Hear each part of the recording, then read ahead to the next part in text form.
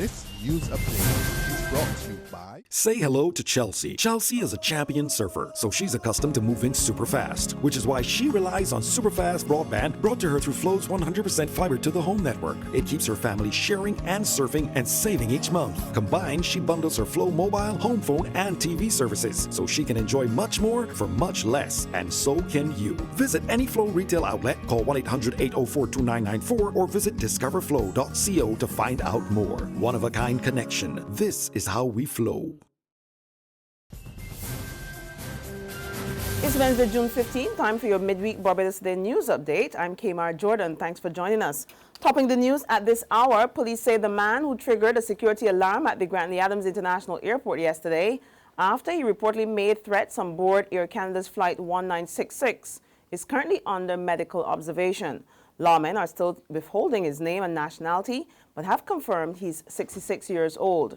It is still not clear whether he will be charged. The man, who had to be restrained on board a 5-hour flight from Toronto, Canada, was taken into custody as the other 113 passengers were delayed on the tarmac for more than 2 hours. No one was injured during the incident, but police are continuing their investigations. Meantime, a senior tourism official is happy with how the country handled the matter. Chief Executive Officer of the Barbados Tourism Marketing Inc., that's William Billy Griffith, says he's satisfied with the quick action taken by security personnel and other relevant authorities. The authorities who were responsible and in charge were certainly sort of took it and took care of the situation. And I think obviously from a tourism standpoint, we obviously defer to whoever the security authorities who deal with these types of situations. And I'm certainly happy it was resolved in a way that was good for all. And this just in, police are on the scene of a hit-and-run accident in Speightstown, St. Peter. According to reports, a schoolgirl was struck by a vehicle whose driver has fled the scene. More details as they become available. Business at the First Caribbean International Bank on Broad Street was interrupted this morning just after 10 o'clock. Director of Corporate Communications Deborah King tells Barbados Today a small electrical fire started at the branch, which forced staff and customers to evacuate the building. The fire was extinguished by staff members, and the all-clear was subsequently given by officers from the Barbados Fire Service. The bank has resumed normal operations. In other news, outspoken Industry Minister Inniss says it's painful to watch business people being frustrated by inefficient government departments and public servants. His comments come just a day after the Assistant Financial Controller of Preconco Limited, Kurt Smith, raised concern that Barbados could lose hundreds of jobs and millions of dollars in investment if the Town and Country Planning Department does not give the go-ahead for a number of projects submitted by businessman Mark Maloney and his group of companies. While staying clear of mentioning that specific case, Minister Inniss says he's not prepared to bury his head in the sand and to ignore the frustration faced by business officials who are trying to help bring investment and development to grow the economy. This economy can only go forward if the private sector is energized. And the role of the state is not to frustrate, but to legitimately facilitate business development in Barbados. So whilst there's a matter obviously before the law courts, which I will not pronounce on, but there's a broader issue which we must not run away from. I'm not going to bury my head in the sand. Some government departments are not very efficient. They do everything to frustrate people from doing business in this country. And any day, whether I'm in politics or out of politics, I have to live in this country. I came into politics without friends, and I leave without friends if I have to. But what pains me is when I see opportunities for Barbadians to be fully engaged, to be fully employed, frustrated by public officers and government departments who should know better. So no, wherever this matter ends up, or these matters end up, I will stand on a matter of principle. It's the role of the government to facilitate investment, not to frustrate it. And I'm not going to be part of any administration that will frustrate legitimate business people in this country. There's regional and international news after this short break. Secure your future, be financially strong. Since 1983, we have been there for you. A smart range of products, great tax benefits.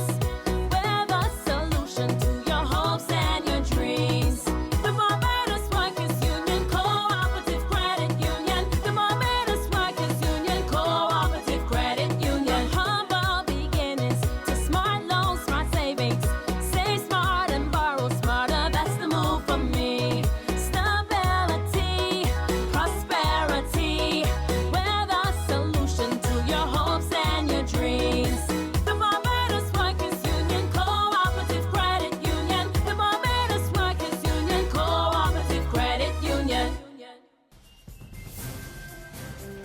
regional news now, St. Lucia's new look cabinet is ready to get down to business after being sworn into office yesterday. As we hear in this report from Alison Kintich of HCS News, Prime Minister Alan Chastanet is holding 3 major portfolios. Prime Minister Alan Chastanet is St. Lucia's Minister for Finance, Economic Growth, Job Creation, External Affairs and the Public Service. His portfolio was the first announced at the swearing-in ceremony of the Cabinet of Ministers on Thursday, June 14th. The office of the Prime Minister will have 3 additional ministers. They are Bradley Felix, who will have responsibility for commerce, industry, investment, enterprise development and consumer affairs, Dominic Fede with responsibility for tourism, information and broadcasting, and Dr. Ubaldus Raymond. Dr. Gail Rigobert is the Minister for Education, Innovation, Gender Relations and Sustainable Development. The Minister for Health and Wellness is Mary Isaac. Ezekiel Joseph's portfolio consists of agriculture, fisheries, physical planning, natural resources and cooperatives, and Jimmy Henry will serve as minister in that ministry. Former Prime Minister Stephenson King is now the Minister for Infrastructure, Ports, Energy and Labour, while Guy Joseph is the Minister for Economic Development, Housing, Urban Renewal, Civil Aviation and Transport. On the international scene, another tragedy in Florida. A family's dream Disney vacation turns into a nightmare when an alligator snatched a 2-year-old boy at the shore of a resort lake. Efforts by the boy's father to wrestle the toddler from the gator's mouth were unsuccessful. A search and rescue operation is ongoing at the Grand Floridian Hotel, but police say there's little hope the boy is still alive.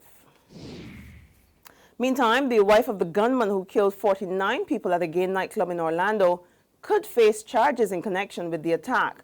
Prosecutors have convened a grand jury to investigate Noor Salman, the wife of gunman Omar Mateen. She reportedly told police she tried to talk her husband out of attacking the Pulse nightclub. U.S. Senator Angus King, a member of the Senate Intelligence Committee, which received a briefing on the investigation into Sunday's massacre, says Salman is a person of interest and is providing important investigation to the police.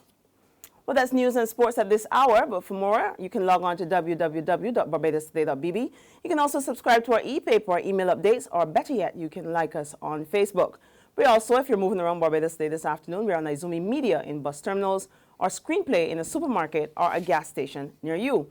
You can also check us out on Channel 99, that's on Flow TV, or Mix 96.9 FM. I'm Kmar Jordan. Have a wonderful afternoon, and do join us later on this afternoon.